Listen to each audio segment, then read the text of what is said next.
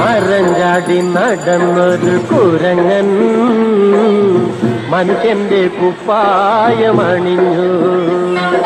മഹാനെന്നു നടിച്ചു മാന്യനായി ഭാവിച്ചു, മഹാനെന്നു നടിച്ചു മാന്യനായി ഭാവിച്ചു. മരത്തിൽ നിന്നവൻ എന്നെ മണ്ണിൽ കൂതിച്ചു. മരം ചാടി നടന്നൊരു കുരങ്ങൻ മനുഷ്യന്റെ കുപ്പായമണിഞ്ഞു.